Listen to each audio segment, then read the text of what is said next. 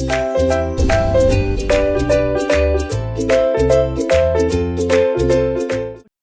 Everyone, welcome back to learning hour. My name is Anil. बच्चे, आज की इस वीडियो में मैं आप लोगों को केंद्रीय विद्यालय का अकाउंटेंसी का एक पेपर कराने जा रहा हूं, जो आप लोगों के टर्म 1 के एग्जाम के लिए बहुत ही हेल्पफुल होगा। बेटा, इसमें से बहुत सारे क्वेश्चन आने की पॉसिबिलिटी होगी फर्स्ट टर्म 1 में। तो चलो स्टार्ट करते हैं, देखते हैं। बेटा देखो, सब्जेक्ट हमारा अकाउंटेंसी, क्लास 11th का पेपर है। बेटा, टाइम 90 मिनट्स अलाउड है आपको, मैक्सिमम मार्क्स आपके होंगे 40। ठीक है बेटा। जनरल इंस्ट्रक्शन में देखो, जनरल इंस्ट्रक्शन में क्या कह रहा है, the question paper comprises 2 part. Question paper को हमने 2 पार्ट्स में डिवाइड कर रखा है, पार्ट 1 और part 2। There are 55 questions in question paper. Question paper में कितने क्वेश्चन है बेटा? 55। There is an internal choice provided in each section. हर एक सेक्शन में इंटरनल चॉइस दे रखी है। पार्ट 1 में क्या है देखना जरा। Part 1 contains 3 section. पार्ट 1 में 3 सेक्शन है, A B C. Section A has question from 1 to 18। Section B has question from 19 to 36। ठीक है, सेक्शन 1 में 1 to 18 क्वेश्चन है, और सेक्शन बी में 19 to 36 क्वेश्चन है। You have to attempt any 15 question in each in both the section। हर एक section से आपको कितने क्वेश्चन करने हैं? 15 क्वेश्चन, यानी 1 to 18। सेक्शन ए में 1 to 18 है, जिसमें से 15 करने हैं आपको, और सेक्शन बी में 19 to 36 है, जिसमें से आपको 15 क्वेश्चन करने हैं। Part 1, section C has questions from 37 to 41। Section और पार्ट 1 में जो सेक्शन सी है उसमें 37 to 41 क्वेश्चन है। You have to attempt any 4 question, जिसमें से आपको कोई 4 क्वेश्चन करने हैं। ठीक है बेटा, यहाँ तक कोई डाउट है आप लोगों को? देखो, अभी तक हमने क्या जाना कि जो क्वेश्चन पेपर है उसको हमने पार्ट 1 पार्ट 2 में डिवाइड कर रखा है, जिसमें से पार्ट 1 के अंदर 3 सेक्शन है, ए बी सी।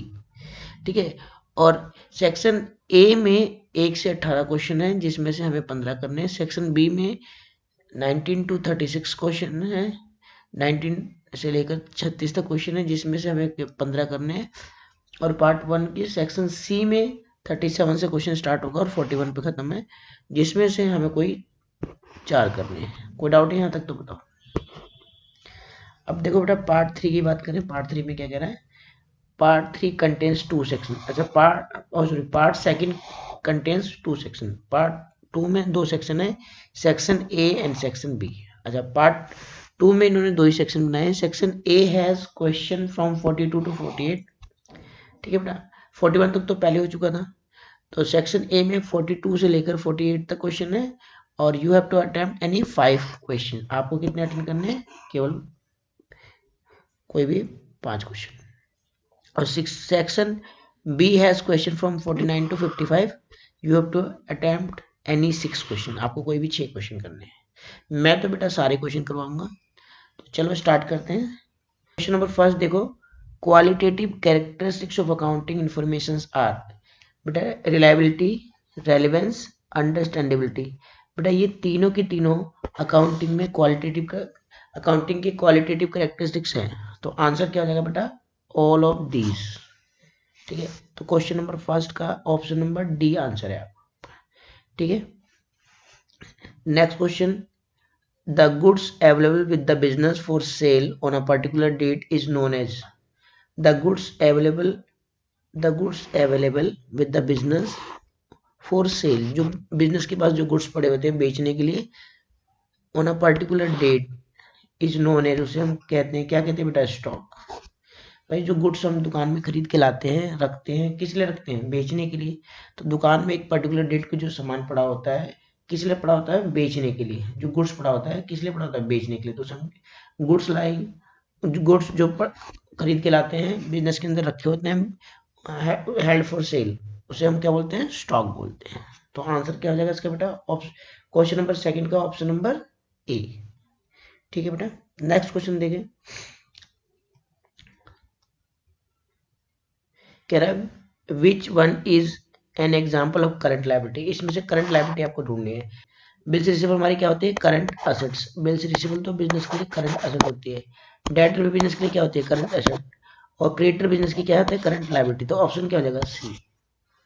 उसने पूछा है which one is an example of current liability, तो इसमें से कौन सा एग्जाम्पल है करंट लायबिलिटी का।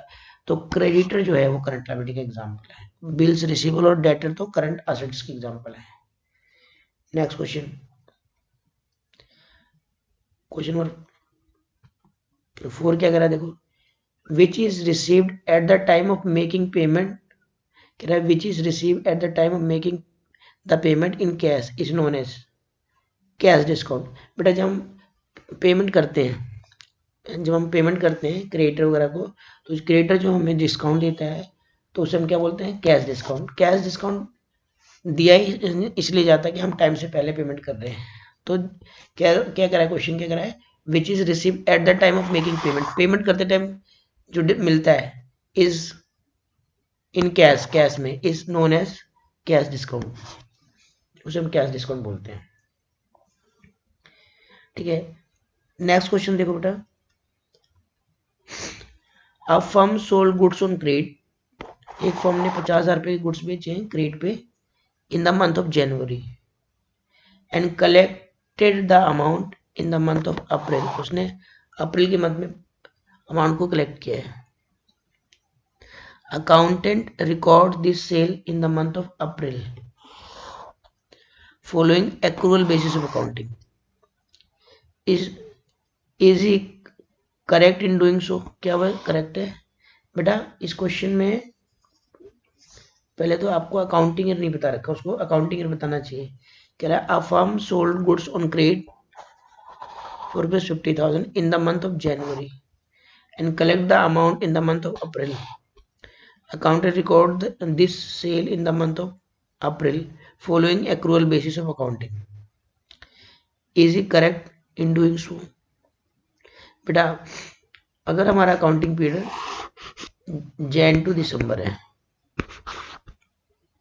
और हमारा अकाउंटिंग पीरियड अगर जैन टू दिसंबर है, वैसे वो अक्रूवल बेसिस पे अकाउंटिंग फॉलो कर रहा है, तो उसने माल कब बेचा था, जनवरी में, और पैसा कब मिला है। अकाउंटेंट कह रहा है, इसमें क्वेश्चन कह रहा है collect the amount in the month of अप्रैल। उसको पैसा मिला है अप्रैल में, जनवरी में माल बेचा, अप्रैल में उसको पैसा मिला। Accountant record this sale in the month of April following accrual basis of accounting. Is he correct, क्या वो सही है। तो बेटा क्योंकि वो सेल जनवरी में हुई थी और अगर इसी अकाउंटिंग पीरियड से बिलोंग करती है तो वो इसी अकाउंटिंग पीरियड से बिलोंग करती है, इसी पीरियड की है, तो वो रिकॉर्ड कर सकता है यहाँ पर। तो इसी पीरियड में रिकॉर्ड होनी चाहिए। एक्रूअल बेसिस कहता है, एक्रूअल बेसिस क्या कहता है, करंट ईयर की सारी इनकम आनी चाहिए वेदर रिसीव और नॉट। ये बात इमेटल को पैसा मिला या नहीं मिला, तो अगर से इसी पीरियड से बिलोंग करता है तो इसी पीरियड में रिकॉर्ड होना चाहिए। तो ये करेक्ट है। ठीक है,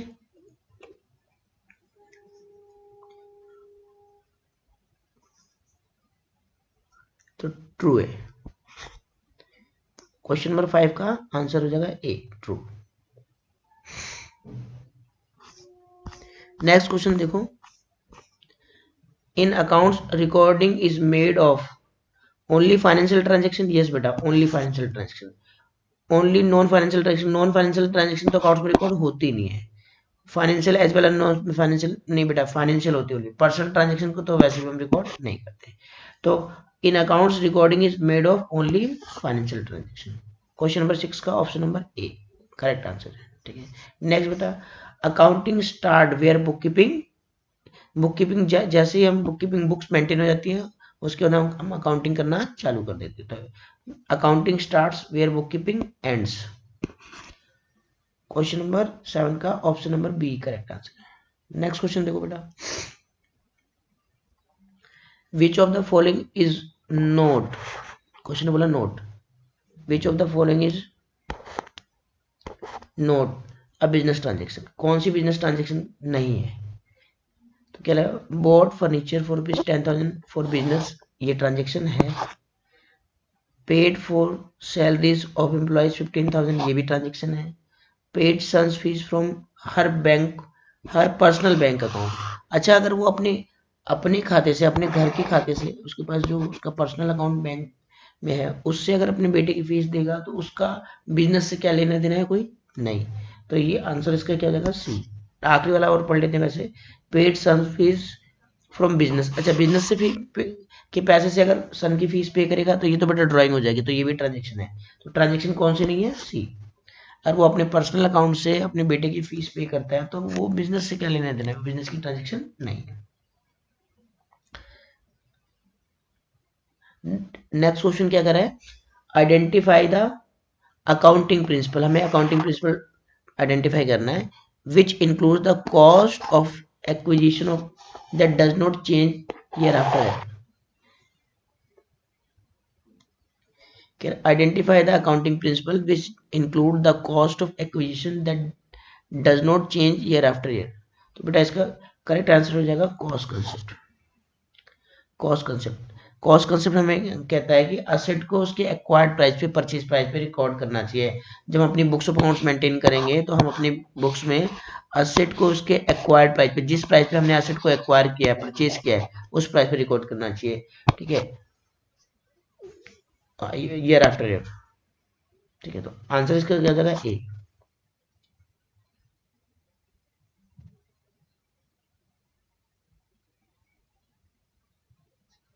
नेक्स्ट क्वेश्चन देखो बेटा, IFRS stands for, IFRS stands for international financial reporting standard. IFRS की फुल फॉर्म जो होती है बेटा, इंटरनेशनल फाइनेंशियल रिपोर्टिंग स्टैंडर्ड। ठीक है, तो option number C. Next question देखो बेटा, according to which principle even the proprietor of a business is treated as a creditor of the business.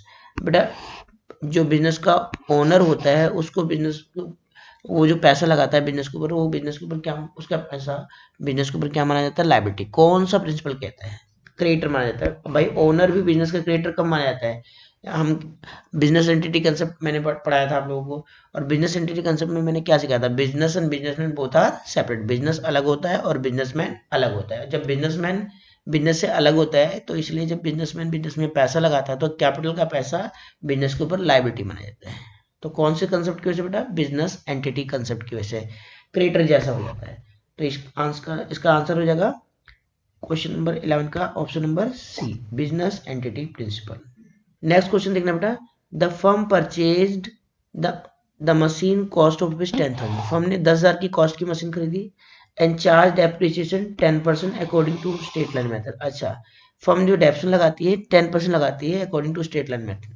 After 2 year they switch to they switch to written down value method. 2 साल पर उन्होंने किस पे change कर लिया, written down value method पे। At the time of sale of machine they calculated depreciation as per SLM straight line method. Which accounting principle is violated. कौन सा अकाउंटिंग प्रिंसिपल वायलेट किया जा रहा है, तोड़ा जा रहा है। Historical cost concept, consistency concept, C cost concept cost, और डी मनी मैनेजमेंट कंसेप्ट। तो बेटा इसका जो करेक्ट ऑप्शन होगा वो होगा सी, कंसिस्टेंसी। कंसिस्टेंसी ने हमें क्या बताया था कि अगर आपने कोई पॉलिसी, कोई रूल आपने फॉलो किया है तो उसको ईयर आफ्टर ईयर फॉलो करो ताकि आपकी फाइनेंशियल स्टेटमेंट कंपेरेबल हो। यहाँ पर क्या हो रहा है बेटा, पहले तो हम स्ट्रेट लाइन फॉलो कर रहे हैं, फिर बाद में WDV फॉलो कर रहे हैं। हमने हमने किस पे स्विच कर लिया, WDV पे, रिटर्न ऑन वैल्यू मेथड में। ठीक है, तो यहाँ पर हमने कौन सा कॉन्सेप्ट वॉयलेट किया है, कंसिस्टेंसी को। क्लियर हो गया यहाँ तक। क्वेश्चन नंबर 13 में देखो बेटा, क्वेश्चन नंबर 13 में मैं क्या कर रहा हूँ, मैंने आप लोग accounting starts with dash financial transaction and ends with dash accounting information. बेटा मैंने आप लोगों को अकाउंट, जब मैंने चैप्टर नंबर फर्स्ट पढ़ाया था, इंट्रोडक्शन पढ़ाया था, तो मैंने बताया था अकाउंटिंग कैसे की, अकाउंटिंग में कौन कौन सी एक्टिविटीज आती है। तो मैंने बोला सबसे पहले हम ट्रांजेक्शन इवेंट्स को आइडेंटिफाई करते हैं, फिर मनी की टर्म में मेजर करते हैं, फिर रिकॉर्ड करते हैं, फिर क्लासीफाई करते हैं, उसके बाद हम समराइज करते हैं, फिर एनालाइज करते हैं, फिर इंटरप्रेट करते हैं, और फिर कम्युनिकेट करते हैं। तो अकाउंटिंग में क्या होता है, ट्रांजेक्शन इवेंट्स को हम आइडेंटिफाई करते हैं। ठीक है, और उसके बाद हम सबसे पहले हम क्या करते हैं, आइडेंटिफाई करते हैं, और सबसे आखिर में क्या करते हैं, कम्युनिकेट करते हैं। तो अकाउंटिंग स्टार्ट कैसे होता है, identifying the transaction, and and कैसे होता है, कम्युनिकेटिंग में। नेक्स्ट क्वेश्चन देखो बेटा, which of the following is note an internal user of accounting. Internal user ध्यान में, ऑप्शन नंबर ए ओनर इंटरनल यूजर होता है, एम्प्लॉइज ये भी इंटरनल यूजर होता है, मैनेजमेंट ये भी इंटरनल यूजर होता है, पोटेंशियल इन्वेस्टर, पोटेंशियल इन्वेस्टर कौन होता है बेटा, डी पोटेंशियल इन्वेस्टर। बेटा पोटेंशियल इन्वेस्टर कौन होता है, पोटेंशियल इन्वेस्टर वो होता है जो बिजनेस में पैसा लगाना चाहते हैं।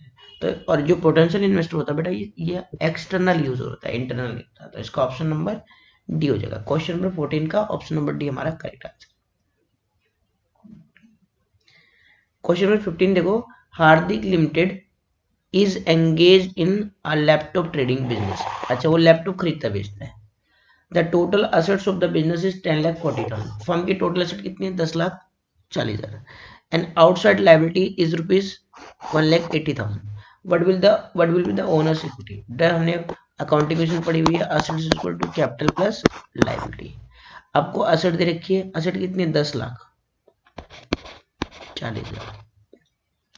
बिजनेस की असेट आपको बता दिया कितनी है, 10,40,000। और आपको कैपिटल पता है क्या, नहीं कैपिटल आपको निकालनी है। लाइबिलिटी तो पता है, यस 1,80,000। अब बताओ अगर मुझे कैपिटल निकालनी है तो मैं क्या करूंगा, 10,40,000 माइनस कर दूंगा उसमें से 1,80,000। तो 10,00,000 में से 10,40,000 में से अगर 1,80,000 गए तो कितना बचा, 10,40,000 में से अगर 1,80,000 चले गए तो कितना आया बेटा, 8,60,000। तो ऑप्शन कौन सा होगा बेटा, सी। क्वेश्चन नंबर 15 का ऑप्शन नंबर सी हमारा करेक्ट आंसर होगा। नेक्स्ट क्वेश्चन देखो, amount receive from sale of goods is revenue receipt, A revenue receipt, B capital receipt, C A and B both, D none of this. तो बेटा हम goods को बेचकर जो पैसा मिलता है उसे हम रेवेन्यू नेचर की इनकम मानते हैं। तो क्या हो जाएगा, रेवेन्यू रिसीट। नेक्स्ट क्वेश्चन देखो,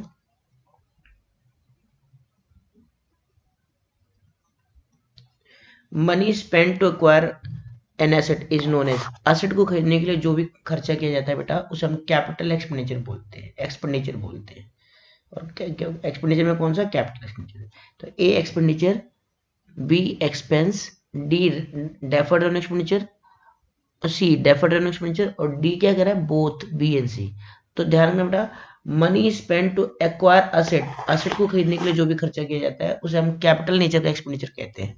ठीक है, तो एक्सपेंस तो नहीं होता वो, ठीक है, उसे हम क्या बोलते हैं, कैपिटल एक्सपेंडिचर।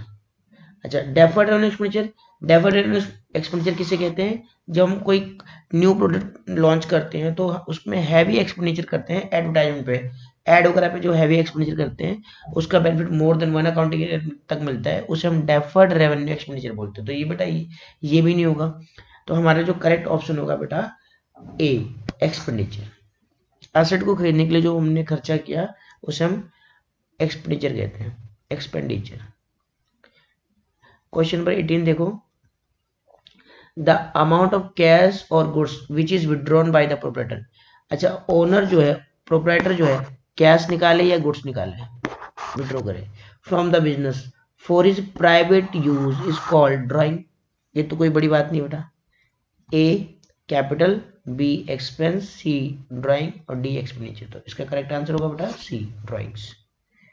अब बेटा पार्ट 1 के सेक्शन बी पे जा रहे हैं। देखो पार्ट 1 का सेक्शन बी देखो बेटा, इंस्ट्रक्शन में बेटा इसमें 19 to 36 क्वेश्चन है जिसमें से आपको 15 क्वेश्चन करने हैं, आपके पास इंटरनल चॉइस है। अब सबसे पहले देखो क्या कर रहा है, a document given by seller, a document given by seller, एक डॉक्यूमेंट जो सेलर देता है किसको, to the buyer for sale of goods और provision of service on credit. बेटा जब भी सेलर उधार माल बेचता है, क्रेडिट पे सामान बेचता है, तो जो बिल बनाता है उसको बोलते हैं इनवॉइस। तो इसका करेक्ट ऑप्शन हो जाएगा बेटा ऑप्शन ए इनवॉइस। आगे तो पढ़ने की जरूरत भी नहीं है। डेबिट नोट कब इशू किया जाता है, जब हम परचेज रिटर्न करते हैं। कैश में वो कब इशू किया जाता है, कैश में इशू किया जाता है जब सेलर जो होता है कैश में माल बेचता है। तो इसका करेक्ट ऑप्शन क्रेडिट वाले का होगा इनवॉइस। अच्छा, नेक्स्ट क्वेश्चन देखो, outstanding rent is a real personal nominal. तो बेटा आउटस्टैंडिंग रेंट एक रिप्रेजेंटेटिव पर्सनल अकाउंट होता है। किसी भी एक्सपेंस से पहले अगर आउटस्टैंडिंग लग जाए तो वो पर्सनल बन जाता है। तो क्या कौन सा आंसर हो जाएगा बेटा? ऑप्शन नंबर ए, पर्सनल अकाउंट। ठीक है, नेक्स्ट क्वेश्चन देखो बेटा, which of the following account has a credit balance. इसमें से कौन सा अकाउंट क्रेडिट बैलेंस होता है? डिस्काउंट रिसीव बेटा, डिस्काउंट मिलता है तो उसकी एंट्री बोल दो, डिस्काउंट की creditor account debit to discount receive, तो इसी का क्रेडिट बैलेंस होगा बेटा। वेजेस तो खर्चा होता है, खर्चे का बैलेंस डेबिट होता है। बैंक का बैलेंस डेबिट होता है in general. Discount allowed debit होता है। तो करेक्ट आंसर क्या हो जाएगा बेटा? Option A. क्वेश्चन नंबर 22 देखो, कह रहा है assertion ledger is called principal book. Ledger को हम प्रिंसिपल बुक बुलाते हैं of accounts as any accounting information can be extracted from it. Yes बेटा, क्योंकि लेजर के अंदर सारे खाते खोले जाते हैं, सारे अकाउंट्स बनाए जाते हैं, तो हम यहाँ से कोई भी इंफॉर्मेशन ले सकते हैं। लेजर को प्रिंसिपल बुक बुलाया जाता है। तो यस, हमारे जो अजर्सन है वो तो अजर्सन है वो बिल्कुल करेक्ट है। अब रीजन देखते हैं, ledger is essential to complete a system of accounting. Yes, ledger accounting का कंप्लीट करने के लिए एसेंशियल है, जरूरी है। यस बेटा, अकाउंटिंग का पार्ट है, हमने पढ़ा भी था। अकाउंटिंग में सबसे पहले ट्रांजेक्शन उसको आइडेंटिफाई करते हैं, फिर मनी की टर्म मेजर करते हैं, फिर रिकॉर्ड करते हैं, फिर क्लासिफाई करते हैं। क्लासिफिकेशन के अंदर हम क्या बनाते हैं? लेजर ही तो बनाते हैं। तो ये अकाउंटिंग का एक एसेंशियल पार्ट है। तो बेटा हमारा जो अजर्सन है वो भी सही है और रीजन भी सही है। तो इसका करेक्ट ऑप्शन क्या होना चाहिए? Both A and R true and R is the correct explanation of A. तो इसका ऑप्शन बेटा ए बिल्कुल करेक्ट है। ठीक है, नेक्स्ट क्वेश्चन देखो बेटा, rule of nominal account is. बेटा नॉमिनल अकाउंट के लिए रूल होता है debit all expenses and losses and credit all incomes and gains. ठीक है, तो देख लेते हैं। पहला ऑप्शन नंबर ए कह रहा है डेबिट इनकम क्रेडिट लॉस, तो ये तो गलत हो गया। उसके बाद डेबिट रिसीवर क्रेडिट गिवर, ये पर्सनल अकाउंट के लिए होता है, ये भी गलत हो गया। Debit loss losses and expenses credit incomes and gain, तो ऑप्शन नंबर सी हमारा करेक्ट ऑप्शन है। आगे तो पढ़ने की जरूरत भी नहीं है। नेक्स्ट क्वेश्चन देखो बेटा, bank reconciliation statement is prepare to reconcile cash book and passbook balances. किस लिए बनाया जाता है? Cash book and passbook balances के लिए। ठीक है, तो हमारा करेक्ट ऑप्शन हो गया बेटा 24 का ए। नेक्स्ट क्वेश्चन देखो बेटा, in the books of Messrs Rohan enterprises the cash receive 12,000 will be recorded on the debit side of cash book। ठीक है, ट्रू ए कह रहा है ट्रू, बी फॉल्स, सी पार्टली ट्रू और डी कांट सी। तो बेटा देखो, जब हमें कैश रिसीव होगा तो एंट्री क्या होगी? कैश अकाउंट कह रहा है in the books of message Rohan and enterprise the cash receive 12,000 will be recorded on the debit side of cash book. तो यस बेटा, कैश मिलेगा तो कैश बढ़ेगा, कैश की रिसीट साइड में आएगा, एंट्री भी होगी कैश अकाउंट डेबिट टू जो भी देने वाला होगा, तो कैश डेबिट होगा, तो कैश डेबिट साइड में रिकॉर्ड होगा। ट्रू, ऑप्शन नंबर ए बिल्कुल करेक्ट है।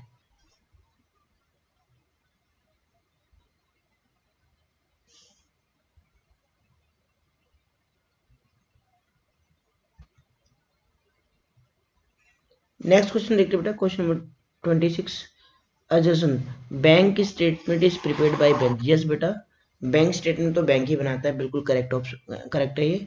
मैंने बताया था आप लोगों को कि बैंक क्या करता है, कस्टमर के नाम का लेजर अकाउंट ओपन कर देता है और उसी की फोटो कॉपी करके आपको दे देता है, जिसे हम बोलते हैं बैंक स्टेटमेंट या पासबुक। ठीक है, रीजन क्या था? रीजन क्या कह रहा है? All firms open current account with bank.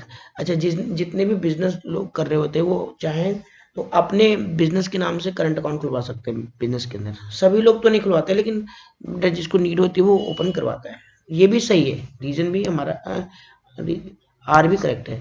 अच्छा, दोनों स्टेटमेंट करेक्ट है ये तो ठीक है बेटा, लेकिन अगर हम इसमें लिंक वो देखें कि bank statement is prepared by bank और all business from open a current account with bank.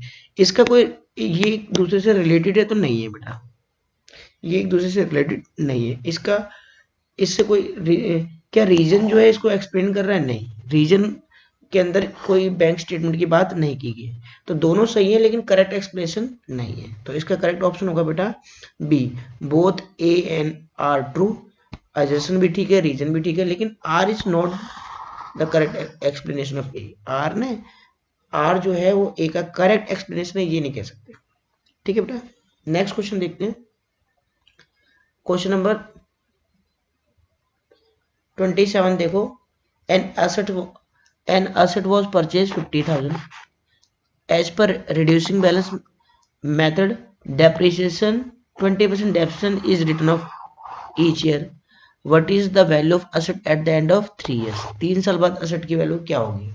तो बड़ा आसान है बेटा, इसमें तो कुछ करना ही नहीं है। आप लोगों को क्या करना है, आप लोगों को 50,000 की एसेट है, 50,000 की एसेट पे 3 बारी डेप्शन लगा दो WDV मेथड से। तो देखो पहले एसेट की कॉस्ट कितनी थी, एसेट की कॉस्ट है 50,000, फिर उस पर डेप्शन लगेगा फर्स्ट ईयर में 50,000 का 20%, यानी कितना हो जाएगा 50,000 का 20% हो जाएगा तुम्हारा 10,000, तो आ जाएगा 40,000। फिर नेक्स्ट डेप्शन लगेगा अब, और क्योंकि बेटा WDV मेथड है तो 40 का 10% 20%, तो कितना हो जाएगा 8,000। उसके बाद बेटा आ जाएगा तुम्हारा 32,000।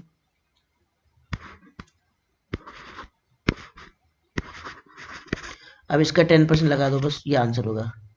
इसका 10% कितना आएगा, और 10% करो, इसका 20% बेटा, तो ये आ जाएगा, ये कह रहा है value of assets at then, तो बेटा माइनस कर दो 20% और 32,000 का 20%,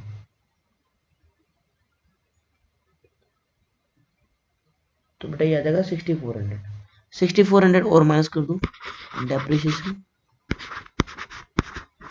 तो 3 साल एसेट की वैल्यू क्या होगी ये बताना है। तो देखो 3 साल बाद एसेट की वैल्यू होगी तुम्हारी 25,600। कोई डाउट है तो बताओ यहाँ तक, ठीक है। तो क्वेश्चन नंबर 27 का ऑप्शन नंबर तुम्हारा बी सही है। नेक्स्ट क्वेश्चन देखो बेटा, क्वेश्चन नंबर 28 क्या कह रहा है, a machine was purchase 50,000, installation expense amounted to ₹2,000। बेटा 50,000 की मशीन खरीदी और उस पर 2,000 रुपये तो हमने इंस्टॉलेशन चार्जेस पे कर दिए, तो 50 और 2 52 हो गए, और वेजेस कितनी खर्च कर दी 4,000 की, तो 4,000 ये भी ऐड हो जाएंगे। मैंने बोला था ना असेट को खरीदते टाइम जो भी खर्चे किए जाते हैं वो कैपिटल नेचर का एक्सपेंडिचर होता है और वो असेट की कॉस्ट का पार्ट बनता है, तो वो असेट में ही जोड़ दिया जाता है। तो देखो 50,000 की मशीन खरीदी थी आपने, उसमें इंस्टॉलेशन एक्सपेंस कितना हो गया 2,000 रुपये, ये ऐड हो जाएगा, वेजेस ऐड हो जाएगी 4,000 रुपये, तो कितना आ गया 56,000 वर पेड ऑन इंस्टॉलेशन। ठीक है, अगर the scrap value at the end of its useful life is 6,000, scrap value कितनी है 6,000। ठीक है, आगे कह रहा है repair of ₹6,000 was made after 6 month from the date of purchase. 6 महीने बाद हमने रिपेयर कराया, इसका हमें कुछ करना नहीं है। ठीक है, कैलकुलेट डेप्रिसिएशन, तो बड़ा आसान है बेटा, एसेट की कॉस्ट कितनी थी 56, हमने पढ़ा था कॉस्ट माइनस स्क्रैप, स्क्रैप 10 साल के बाद कितने का 6,000 का, डिवाइड बाय लाइफ, लाइफ कितनी है 10, तो बेटा कितना गया 50,000 डिवाइड बाय 10 यानी 5,000 आपका डेप्रिसिएशन हो जाएगा। Option number C, question number 28 का ऑप्शन नंबर सी। कोई डाउट है तो बताओ यहाँ तक। नेक्स्ट क्वेश्चन देखो, on purchase of machinery amount spent on its carriage is debited to. जब बेटा मैंने बताया था कि एसेट को खरीदते टाइम जो भी खर्चा किया जाता है असेट को परचेज करते टाइम जो भी खर्चा किया जाएगा वो कैपिटल नेचर का एक्सपेंडिचर होता है और वो असेट की कॉस्ट में ही डेबिट किया कर दिया जाता है, जोड़ दिया जाता है। तो असेट अकाउंट ही डेबिट होता है, अलग से कैरेज अकाउंट डेबिट नहीं करते। एंट्री कैरेज टू कैश नहीं होती, असेट की कॉस्ट में जोड़ दिया जाता है, एंट्री मशीन ही डेबिट होता है, तो उसके लिए मशीन अकाउंट डेबिट होगा। करेक्ट ऑप्शन क्या होगा? Machine account debit. ठीक है, नेक्स्ट क्वेश्चन देखो बेटा, question number 30। Depreciable cost is equal to the cost of asset less salvage value. Yes बेटा, मैंने आपको पढ़ाया था cost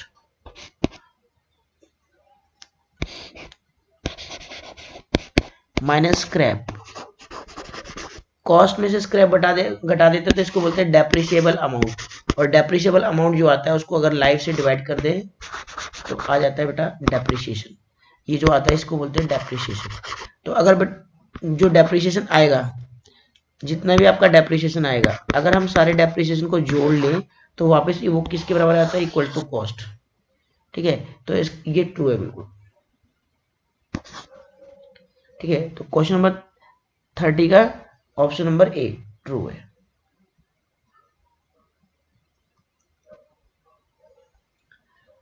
Assertion in accounting depreciation is provided on all fixed assets except land। Yes बेटा, बिल्कुल true है हमारा assertion, बिल्कुल करेक्ट है कि डेप्रिसिएशन सारी फिक्स असेट पे लगाया जाता है एक्सेप्ट लैंड। लैंड पे नहीं लगाया, तो लैंड डेप्रिसिएबल असेट नहीं होती।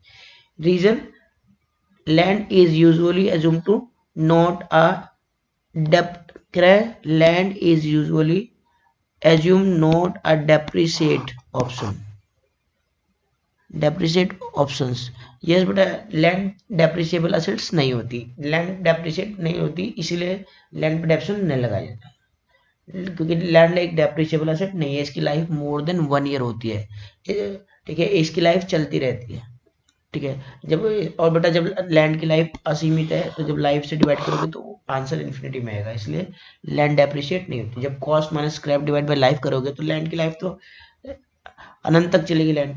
लैंड की लाइफ जो है असीमित है, तो इसलिए लैंड चलती रहेगी, तो इसलिए लैंड डेप्रिशिएट नहीं होती। Both assertion reason are correct, तो option A, both A and R true, R is correct explanation of ए।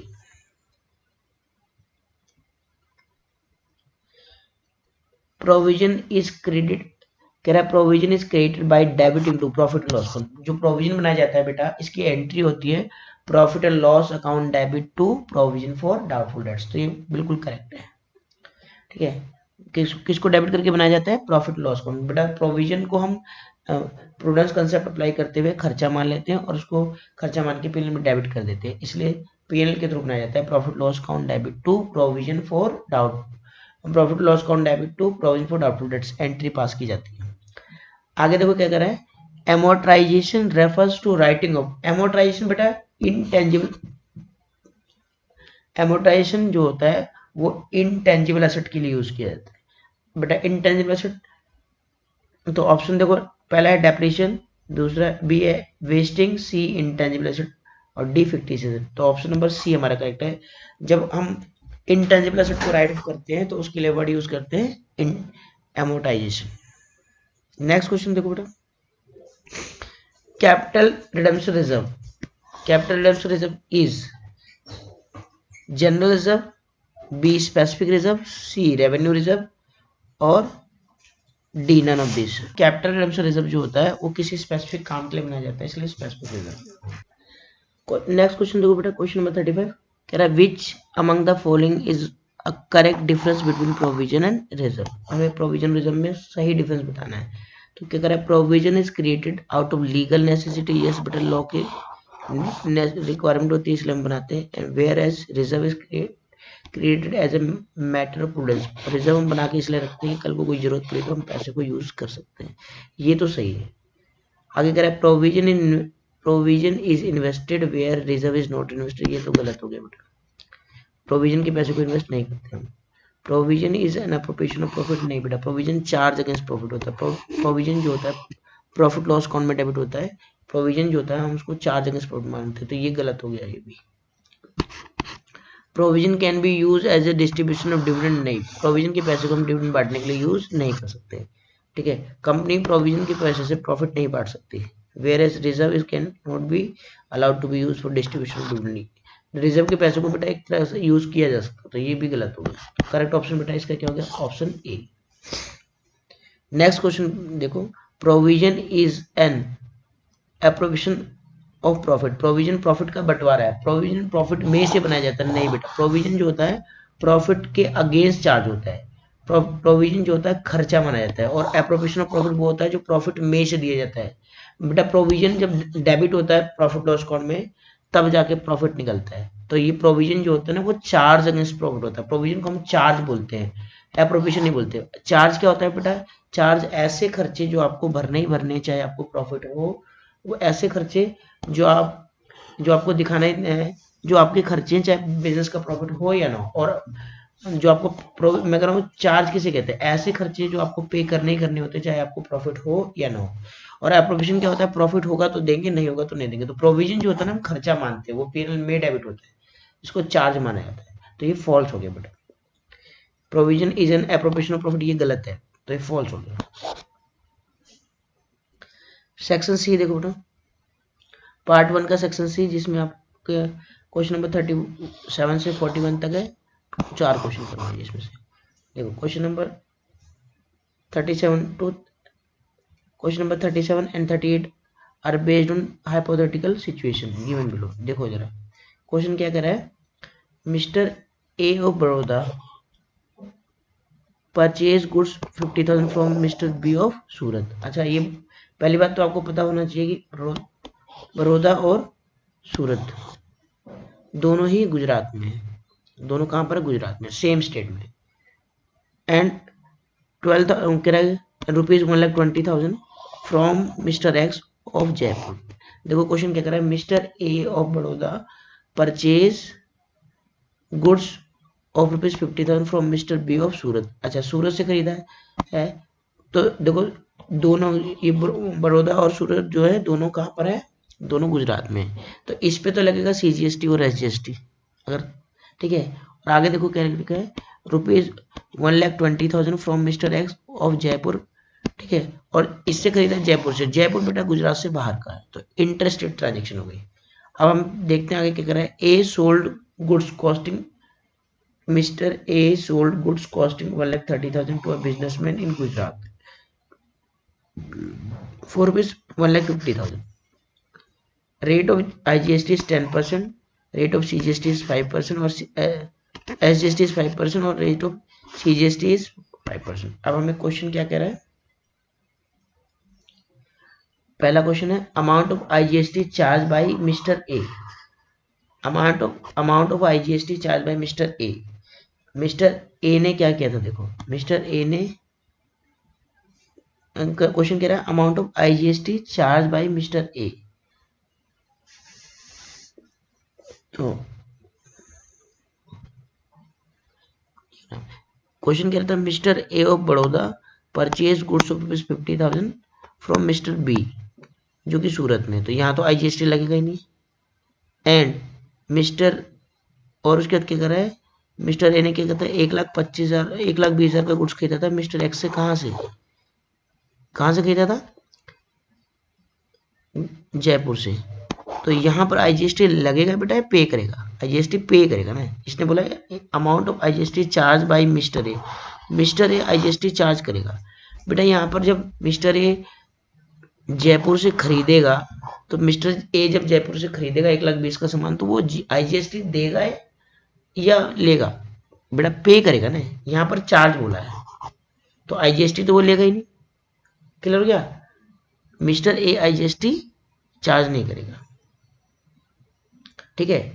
आगे देख लेते हैं, mister A sold goods costing 1,30,000 to a businessman in Gujarat 1,50,000। बेटा अब उसने क्या किया, मिस्टर ए खुद बड़ौदा में है और उसने गुजरात के एक बिजनेसमैन को 1,30,000 का सामान कितने बेच दिया, 1,50,000 में। अब बेटा सेम स्टेट में बेच रहा है, तो वो CGST और SGST लगेगा।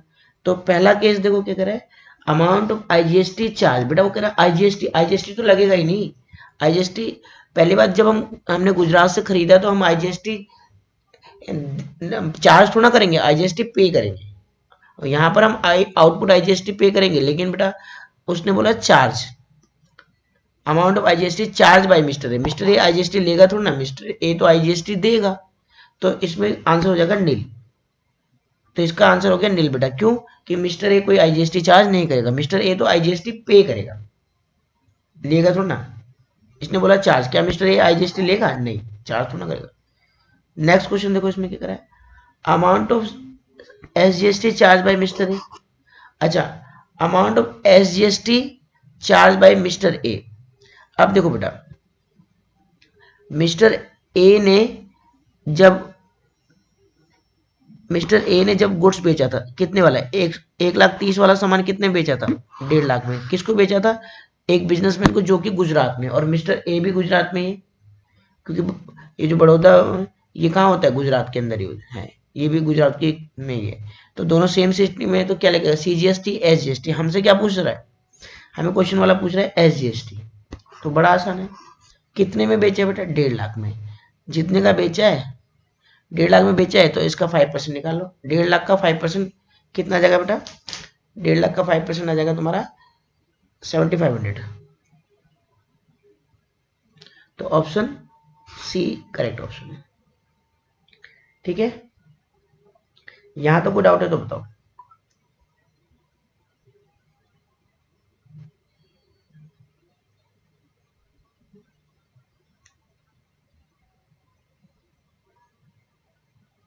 ठीक है बेटा, नेक्स्ट क्वेश्चन देखो।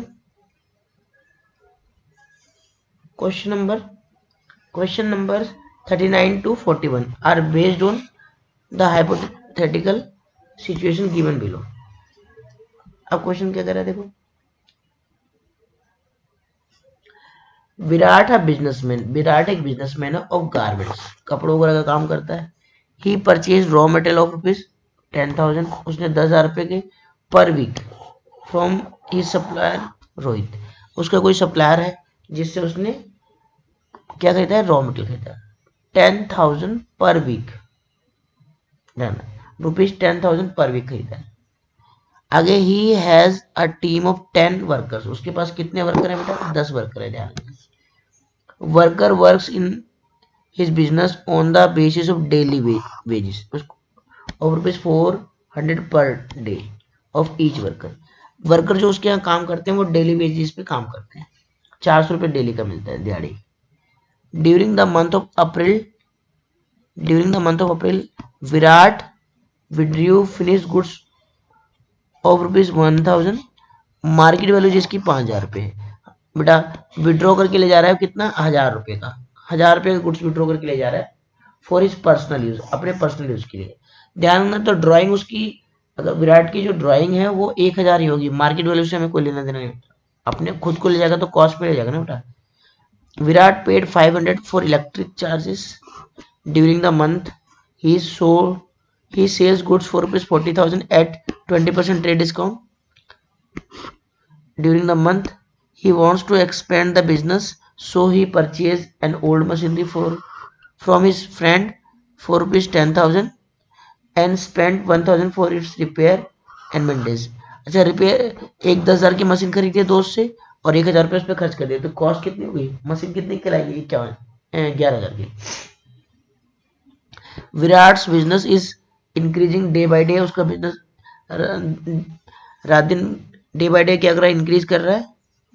ही pays all the taxes on time, उसने सारे टैक्सेस भर दिए। Answer the following question from the above case. पहला कह रहा है which account will be created for withdrawal of goods by Virat for personal use. अच्छा, पर्सनल यूज के लिए जो गुड्स लेके जाएगा उसके लिए बेटा ड्राइंग अकाउंट होगी। तो क्वेश्चन नंबर 39 का ऑप्शन नंबर बी साफ साफ दिख रहा है बेटा। ड्राइंग करी तो गुड्स विड्रॉ करके ले रहा है पर्सनल यूज की, तो वो क्या करेगा? ड्राइंग। नेक्स्ट क्वेश्चन देखना बेटा क्या कर रहा है question, where amount of trade discount is given on sale will be recorded. तो बेटा जब हम माइंड में डालना, ट्रेड डिस्काउंट देते हैं, जब हम ट्रेड डिस्काउंट अलाउ करते हैं तो ट्रेड डिस्काउंट बेटा बुक्स अकाउंट में रिकॉर्ड नहीं होता। तो none of these, general book में, कैश बुक में, सेल बुक में, तो ट्रेड डिस्काउंट बुक्स में रिकॉर्ड नहीं होता, वो इनवॉइस में शो किया जाता है। ठीक है बेटा, नेक्स्ट क्वेश्चन देखो, विच account will be debited for repair of old machinery. अच्छा, जब हम कोई पुरानी मशीन को रिपेयर कराते, खरीदते टाइम नहीं बेटा, जब हम उसको ओल्ड मशीन को परचेज करेंगे उस टाइम पे कोई खर्चा करेंगे तो उसकी कॉस्ट का पार्ट बनता है, ध्यान रखना। लेकिन बाद में हम कोई खर्चा उसको रिपेयर कराएंगे तो वो रिपेयर अकाउंट में रेवेन्यू नेचर का खर्चा माना जाता है और रिपेयर अकाउंट में डेबिट होगा। तो ऑप्शन ए। ठीक है बेटा। अब आ गए हम पार्ट टू पे। पार्ट टू का सेक्शन नंबर ए, जिसमें हमारे को बेटा फ्रॉम क्वेश्चन नंबर 42 टू 48 और किसी 5 क्वेश्चन अटेंड करने हैं। नेक्स्ट क्वेश्चन देखो क्या कर रहा है। Assertion: check issued but not presented in the bank are called unpresented check। Yes बेटा, अगर हमने चेक इशू कर दिया और जिसको हमने चेक काट के दिया उसने उस चेक को प्रेजेंट नहीं किया बैंक में, तो उसको हम क्या बोलेंगे? Unrepresented check. ट्रू है बिल्कुल। क्या कर रहा है? It is not compulsory to present the cheque in the bank to receive the payment. बेटा ये तो फॉल्स है। फॉल्स कैसे बेटा? एक बात बताओ, बैंक को जब हम चेक को बैंक में प्रेजेंट ही नहीं करोगे, जब हम चेक बैंक में लेके जाएंगे नहीं तो क्या पेमेंट हो जाएगी? नहीं, तो चेक को प्रेजेंट तो करना पड़ेगा, तो ये फॉल्स हो गया। क्लियर हो गया? तो इसका आंसर देखो क्या लिखा, ए करेक्ट है और बी इनकरेक्ट है। ए करेक्ट है और आर क्या है? इनकरेक्ट है। A is correct but R is incorrect. Option number C. ठीक है। नेक्स्ट क्वेश्चन देखो, what is the journal entry if goods of ₹20,000 are sold on credit to S. अच्छा बेटा, अब एस को हम उधार माल बेचेंगे तो एंट्री क्या होगी? S to sales, S account debit to sales account. तो एंट्री क्या हो जाएगी? S account debit to sales account. Option A correct होगी। ऐसे हमारा डाटा बन जाएगा। नेक्स्ट क्वेश्चन देखो बेटा, pass journal entry if goods costing 50,000 are sold for ₹70,000। अच्छा बेटा, 50 की चीज 70 में बेची। बेटा याद रखना, सेल अकाउंट हमेशा जो क्रिएट किया जाता है वो हमेशा सेल प्राइस से किया जाता है, हमेशा सेल प्राइस से। तो ऐसा नहीं सोचना कि 50 की चीज है 70 में बेची तो 20,000 का प्रॉफिट अलग से रिकॉर्ड करेंगे। बेटा अगर कोई फिक्स एसेट बेचते, मशीन बेचते, फर्नीचर बेचते, तो 50 की चीज 70 में बेची तो हम उसमें प्रॉफिट अलग से रिकॉर्ड करते हैं। लेकिन जब हम गुड्स बेचते हैं तो गुड्स सेल के अंदर हमेशा प्रॉफिट इंक्लूड होता है। सेल में तो प्रॉफिट होता है, एंट्री होगी कैश में बेचा उधार बेचा है। Pass journal entry if goods costing 50,000 are sold for ₹70,000। कुछ नहीं बोला तो कैश मानो बेटा, और कैश मानेंगे तो एंट्री क्या होगी? Cash account debit to sales 70,000 से, ध्यान रखना कैश टू सेल्स 70,000। तो ऑप्शन नंबर बी इसका करेक्ट ऑप्शन है। ध्यान रखना हमेशा सेल जो होती है वो सेल प्राइस से होती है। नेक्स्ट क्वेश्चन देखो, अलग से प्रॉफिट रिकॉर्ड नहीं करना, ध्यान रखना। क्वेश्चन नंबर 45 देखो, what is the net amount if trader sells goods of list price कितना है? 20,000। ट्रेड डिस्काउंट कितना है? 10%। तो बेटा लिस्ट प्राइस तुम्हारे को दे रखा है, लिस्ट प्राइस है तुम्हारा 20,000। ट्रेड डिस्काउंट इसमें है तुम्हारा एट द रेट ऑफ 10%, जो कि आ गया आपका 2,000। तो नेट अमाउंट तुम्हारा कितना आ गया? 18,000। और हमेशा नेट अमाउंट से एंट्री पास की जाती है। कैश डिस्काउंट तो बाद में होगा, जब कैश डिस्काउंट तो जब पेमेंट करेंगे तब मिलता है बेटा। तो नेट अमाउंट हमारा क्या हो गया? 18,000 सीधा। क्वेश्चन नंबर 45 का option number B correct option है। Rebate is a reduction in the value of goods sold allowed by the seller. Yes बेटा, रिबेट जो होता है हम क्या करते हैं, हम कुछ वैल्यू में कमी कर देते हैं, रिड्यूस, यानी प्राइस सामान का थोड़ा कम कर देते हैं। ठीक है, उसी को कहते हैं द ट्रू है बिल्कुल। ऑप्शन नंबर ए करेक्ट है। क्वेश्चन नंबर 47 देखो, विच of the following about the purchase book is correct? It records all type of purchase. तो बेटा गलत है, केवल क्रेडिट परचेज आती है परचेज बुक में, तो ये गलत हो गया। It records all credit purchase of goods, इसके अंदर सारी क्रेडिट परचेज ऑफ गुड्स आती है। The enterprise deals in, yes बेटा, एंटरप्राइज जो भी चीजें क्रेडिट पे खरीदती है, उधार गुड्स, जितनी भी गुड्स उधार खरीदती है वो आती है, तो ये करेक्ट है। आगे पढ़ने की भी जरूरत नहीं है।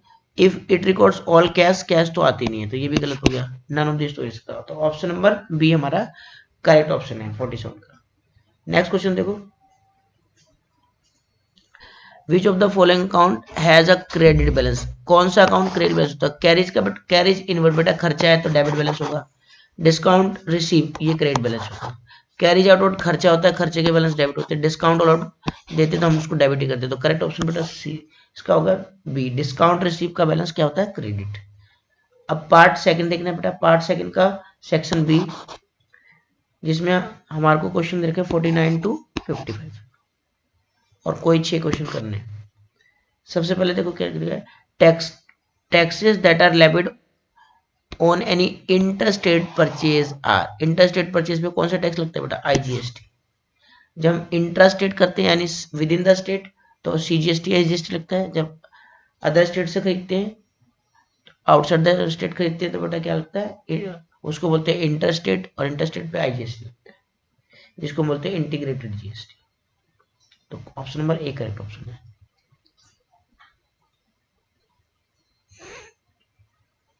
नेक्स्ट देखना, नेक्स्ट क्वेश्चन देखो, messrs Suresh and sons is preparing bank reconciliation statement, क्या बना रहे हैं बेटा? बीआरएस। कह रहा है debit balance as per cash book वो 3,72,000। अच्छा, हमारे को कैश बुक का क्या कौन सा बैलेंस लिखा है? Debit balance. ठीक है, one cheque deposit to bank but not collected by bank. अच्छा, एक चेक हमने बैंक में जमा करा दिया।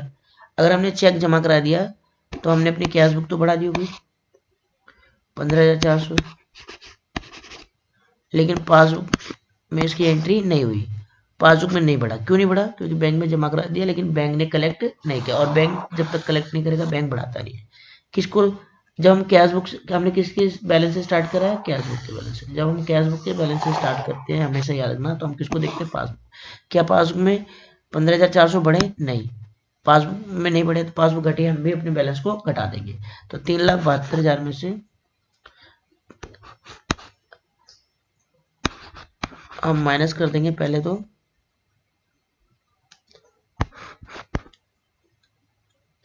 3,72,000 में से माइनस कर देंगे कितना? 15,400। आगे देखो क्या कर रहा है, ₹5,000 received as dividend, no entry in cash book. अच्छा, डिविडेंड मिलेगा तो बैंक वाले क्या करेंगे? हमारे खाते में 5,000 रुपये बढ़ा देंगे। क्या हमें पता है? नहीं, तो हमने तो कोई एंट्री करी नहीं, बैंक में बढ़ गया और हमने कोई एंट्री नहीं करी। हम किसको देख के चल रहे हैं? पासबुक को। पासबुक 5,000 से बढ़ी है, हम भी बढ़ा देंगे। जोड़ने के बाद जो आंसर आएगा वो हमारा करेक्ट ऑप्शन, प्लस कर देंगे इसमें कितना? 5,000। तो आंसर आ जाएगा 3,61,600। Option D is correct option है। नेक्स्ट क्वेश्चन देखो बेटा, identify the contra entry from the bank. बेटा कॉन्ट्रा एंट्री क्या होती है? Cash withdrawn from bank, cash account debit to bank, या cash deposit to bank, bank to cash. जिसमें cash और बैंक दोनों इन्वॉल्व होता है उसे हम कॉन्ट्रा बोलते हैं। ऐसी एंट्री जिसमें कैश और बैंक दोनों आए उसे हम कॉन्ट्रा बोलते हैं। तो सैलरी पेड, तो सैलरी पेड में तो एंट्री क्या होगी? Salary account debit to cash, तो ये कॉन्ट्रा तो है नहीं। Cash receive from P, cash account debit to P, ये भी कॉन्ट्रा नहीं क्योंकि इसमें कैश बैंक नहीं आ रहा। कैश डिपॉजिट टू बैंक, अच्छा बैंक में कैश जमा कराएंगे तो एंट्री क्या होगी? Bank account debit to cash 25,000। Yes, bank और कैश दोनों आ रहा है, ये कॉन्ट्रा है। आगे तो पढ़ने की जरूरत भी नहीं है। नेक्स्ट क्वेश्चन देखो,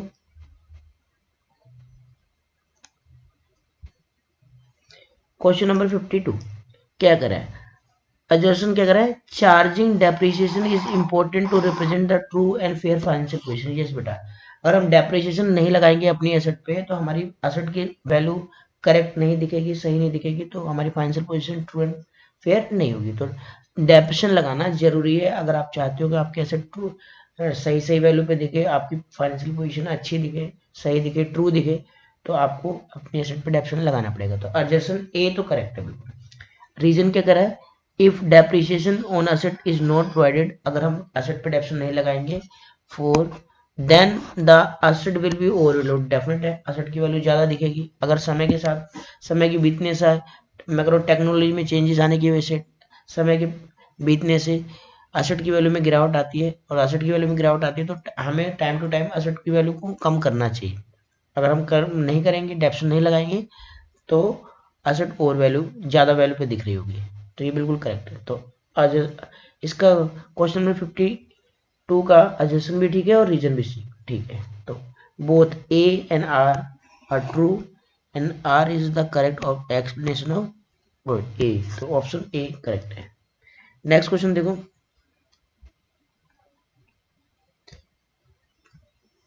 question number 53 assumption GST has a dual aspect. ये बेटा डुअल मॉडल होता है, जीएसटी डुअल मॉडल है।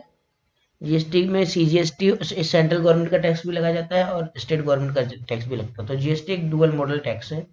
आगे कह रहा है in GST central and state government simultaneously levy a common tax base. Yes बेटा, दो एक ही अमाउंट पे सेंट्रल गवर्नमेंट भी टैक्स लगाती है सेम अमाउंट पे, और स्टेट गवर्नमेंट भी का भी टैक्स लगता है। सेंट्रल गवर्नमेंट का सीजीएसटी लगता है और स्टेट गवर्नमेंट का एसजीएसटी लगता है। तो यहाँ पर भी एडजस्टमेंट ए और रीजन आर दोनों करेक्ट है। तो both A and R R true and R is the correct explanation of A, तो ऑप्शन नंबर ए बिल्कुल सही है। क्वेश्चन नंबर 53 का ऑप्शन नंबर ए करेक्ट है। नेक्स्ट क्वेश्चन देखो बेटा, गुड्स गिवन एज चैरिटी, अगर हमने कुछ दान में दे दिया है, which account will be created. जब गुड्स हमने दान में दिया है तो कौन सा अकाउंट क्रिएट किया जाएगा बेटा, तो एंट्री पढ़ लो अगर नहीं आता, charity account debit to purchase, तो कौन सा अकाउंट क्रिएट किया जाएगा, तो परचेज अकाउंट। नेक्स्ट क्वेश्चन देखो, double column cash book records, double column cash book में क्या था, all transaction, cash and bank transaction, only cash transaction, only credit transaction. तो बेटा cash and bank transaction, only या ओनली कैश ट्रांजेक्शन बोल सकते हो, या कैश और बैंक। डबल कॉलम की बात करें तो डबल कॉलम में कैश और बैंक का कॉलम दोनों होता है, तो कैश एंड बैंक ट्रांजेक्शन, जितनी कैश की ट्रांजेक्शन होगी और जितनी बैंक की ट्रांजेक्शन होगी वही रिकॉर्ड करते हैं। ठीक है बेटा, यहाँ तक कोई डाउट है तो बताओ बेटा। तो बेटा इस तरह से हमारा ये क्वेश्चन पेपर कंप्लीट हो गया। ठीक है, और बच्चे ये आपको टर्म 1 में बहुत ही हेल्प करने वाला है, तो इसको अच्छे से कर लेना है। ठीक है बेटा, ओके बाय।